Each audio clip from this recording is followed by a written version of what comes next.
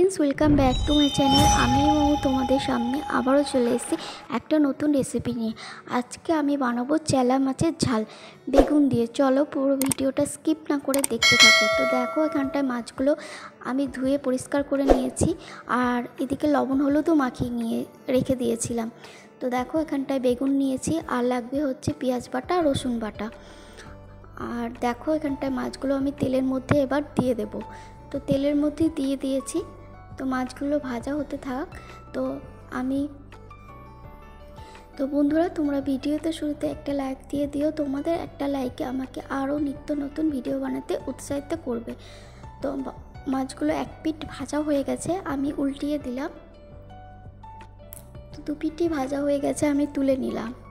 তো দেখো মাছ ভাজাগুলো হয়ে গেছে সব। এবার আমি কড়াইয়ে তেল দিয়ে দিলাম, সর্ষের তেল পরিমাণ মতো দিয়ে দিলাম।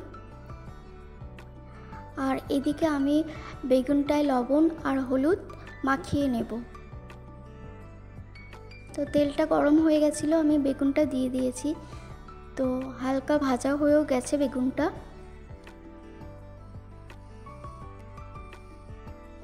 তো এবার আমি বেগুনটাকে তুলে নেব।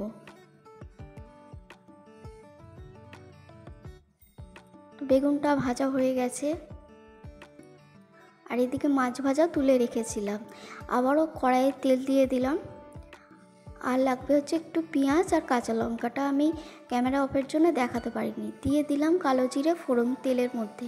এবার দিয়ে দিলাম কাঁচা লঙ্কা আর পেঁয়াজ। এবার একটু নেড়ে দেব। এবার দিয়ে দেব লবণ।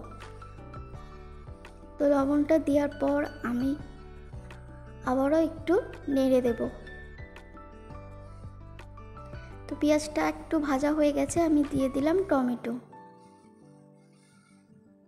বন্ধুরা, পেঁয়াজ টমেটো আর লঙ্কাটা ভাজা হয়ে গেছে। এবার আমি এর মধ্যে দিয়ে দেব রসুন আর পেঁয়াজ বাটাটা।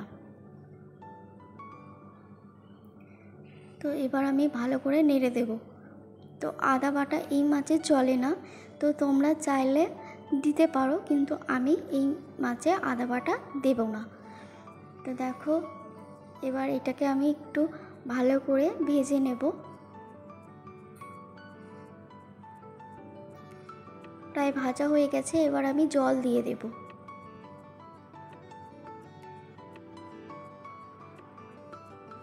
অল্প একটু জল দিয়ে দিলাম, নাহলে পেঁয়াজটা পুড়ে যাচ্ছিল। এবার আমি দিয়ে দিলাম পরিমাণ মতো হলুদ,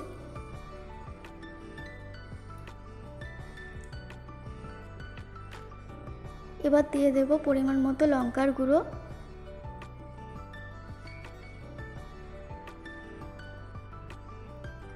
আর দিয়ে দেব পরিমাণ মতো জিরের গুঁড়ো। এবার সব মশলাটা আমি ভালো করে নেড়ে দেব। আর টমেটোগুলো একটু খুন্তির সাহায্যে আমি কেটে কেটে দিলাম। লবণ দিয়েছি, তো সেদ্ধ হয়ে গেছে টমেটোগুলো। তো এদিকে মশলাটা কষানো হয়ে গেছে। এবার আমি দিয়ে দিলাম ভেজে রাখা বেগুনটা। তো বেগুনটা আমি দেওয়ার পর আমি আবারও ভালো করে নেড়ে দেব।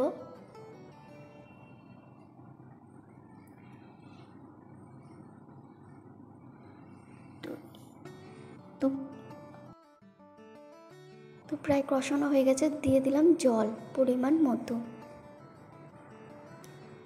তো জলটা দিয়ে দিলাম।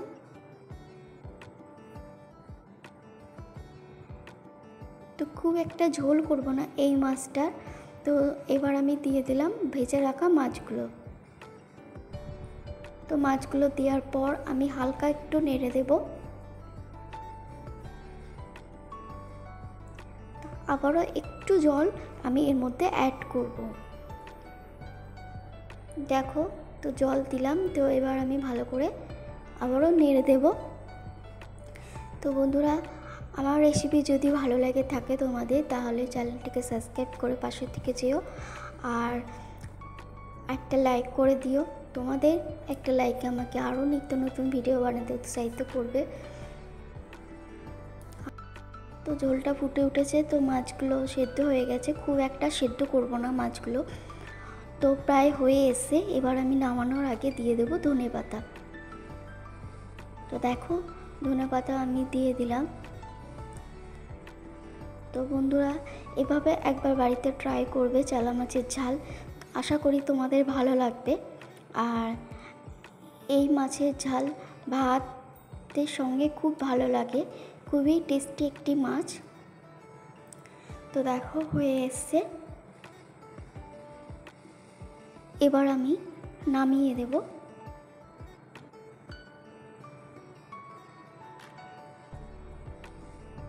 তো দেখো নামিয়ে দিয়েছি।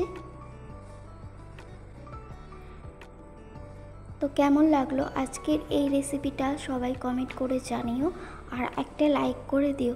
আমি আবারও চলে আসবো কোনো একটা নতুন রেসিপি নিয়ে। ততক্ষণ সবাই ভালো থাকবে, সুস্থ থাকবে আর সাবধানে থাকবে।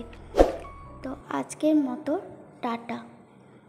আর আমার চ্যানেলে যদি নতুন বন্ধু হয়ে থাকো চ্যানেলটিকে সাবস্ক্রাইব করে পাশে থেকে যেও।